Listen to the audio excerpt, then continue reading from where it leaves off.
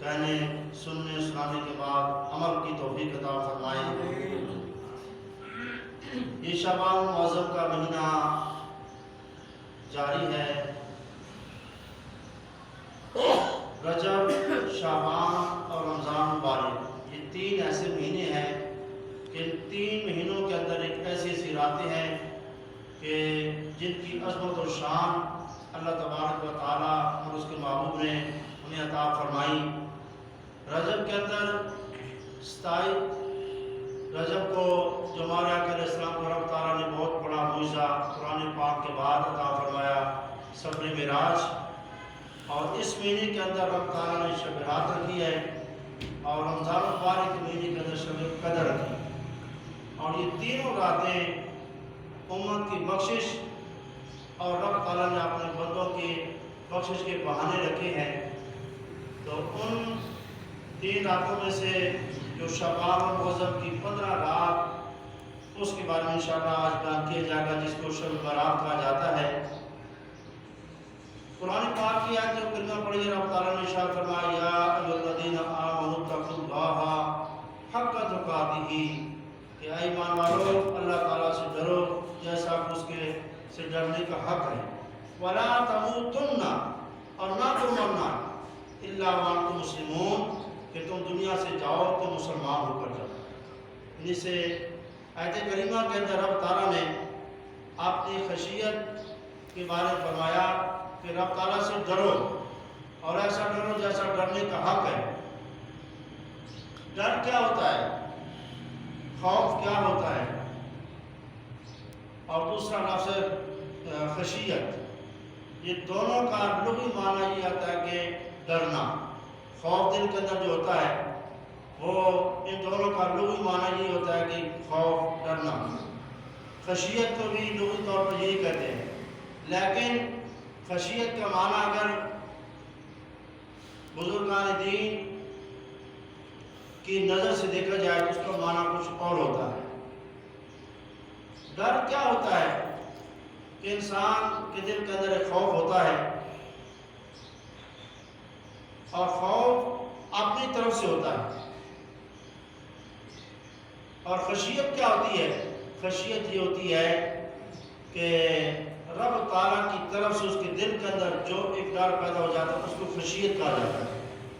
ڈر اس وجہ سے ہوتا ہے کہ جیسے کہ بندہ کوئی غلط کام کرتا ہے، چوری کرتا ہے، جھوٹ بولتا ہے، کسی کے بارے میں حسد کرتا ہے، بدگمانی کرتا ہے، اور کسی چیز کے اندر ملاوٹ کرتا ہے، اس کو خوف ہوتا ہے۔ وہ خوف اس کے دل کے اندر رہتا ہے، اور وہ خوف اپنی طرف سے ہوتا ہے۔ جیسے دیکھیں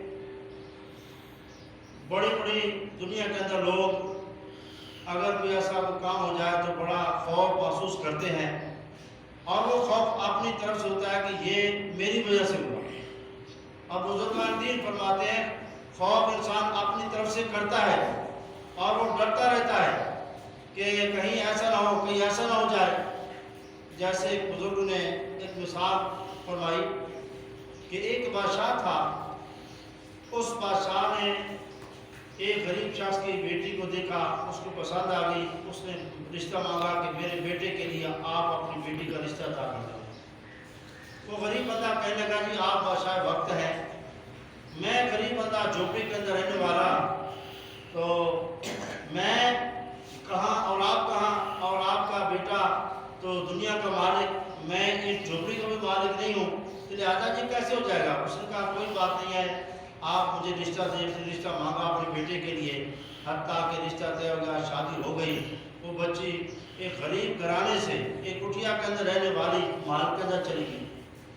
جب وہاں پہ گئی تو بڑی بڑی کنیزیں خدمت کرنے کے لیے، کھانا پینا اس کے پاس آ جاتا ہے، گھر کے کام کاج کرنے کے لیے کئی کنیزیں ہیں، لیکن وہ عورت روتی ہے۔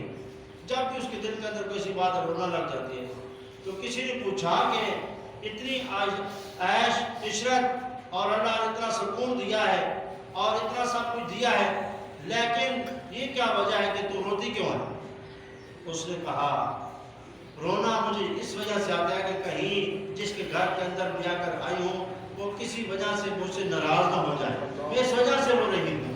تو اللہ والے جو ہیں، جو روتے ہیں نا، وہ خشیت ہوتی ہے، اور وہ اللہ والے ہر وقت ڈرتے رہتے ہیں، روتے رہتے ہیں۔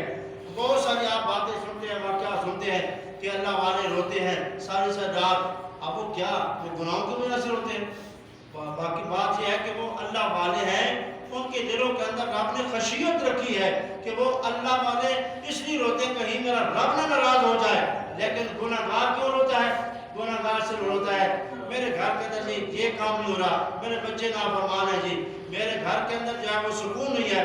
جب روتا ہے دنیا دار عام بند روتا ہے تو وہ اپنے لیے روتا ہے کہ یہ میرا یہ کام نہیں ہو رہا جی، یہ برکت نہیں ہو رہی جی، یعنی اس وجہ سے روتا ہے۔ جب بھی کوئی انسان جائے گا کسی کے پاس تو اپنی سٹوری شروع کر دے گا، میرے گھر کے اندر سکون نہیں ہے جی، میرے بیٹے جو ہیں وہ بچیاں جو ہیں وہ نافرمان ہیں۔ اب کبھی یہ بھی سنا ہے ایسا بندہ کہ کوئی جا کر کسی اللہ والے کے پاس روئے کہ اے اللہ والے میرے لیے دعا کر کہ رب تعالیٰ سے میرے دل کو پاک صاف کر دے اور میری آخرت اچھی ہو جائے۔ یہ بہت کم لوگ ہوتے ہیں کہ جو اللہ والوں کے پاس جا کر یہ کہتے ہیں اس میرے دل کی صفائی کے لیے کوئی دعا کر لو یا میری آخرت کے لیے دعا کر لو۔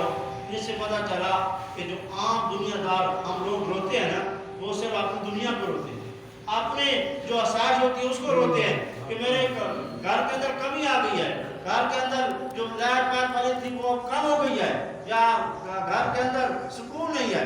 اب اللہ والے ہیں ایک جھوپڑی کے اندر بیٹھے ہوتے ہیں، پھر بھی وہ کیا خوش ہوتے ہیں، اس وجہ سے کہ وہ رب تعالیٰ کا ذکر کرتے ہیں، اور ان کے دل کے اندر جو خشیت ہے اس خشیت کی وجہ سے جب روتے ہیں وہ رب تعالیٰ اور راضی ہوتا ہے اور ان کی دعاؤں کو قبول فرماتا ہے۔ حضرت داؤد طائی رحمۃ اللہ علیہ آپ فرماتے ہیں کہ بغداد کے اندر بارش نہیں ہو رہی تھی، حضرت سفیان ثوری بھی اور بہت سارے بزرگان دین سب لوگ گئے اور جا کر دعا کرنے کے لیے کہ جا کر اللہ کی بارگاہ کے اندر دعا کرتے ہیں، گڑ گڑاتے ہیں، نماز استسقاء پڑھیں گے، بارش ہوگی، کیونکہ بارش نہ ہونے کی وجہ سے بڑے بڑے مسائل ہو گئے ہیں۔ تو حضرت داؤد طائی کہتے ہیں کہ وہ سفیان ثوری بھی گئے، میں بھی اور بڑے بزرگ پاک گئے، جا کر دعا کرتے رہے حتیٰ کہ بارش کا کوئی امکان نہیں ہوا۔ ہم نے دیکھا کہ ایک جھوپڑی کے اندر ایک سفید بالوں والا بابا بزرگ گدمی رنگ کا جب باہر آیا اور آ کر اس نے دعا کی ہے، جو دعا کی ہے اس نے ہمارے دل کو چیر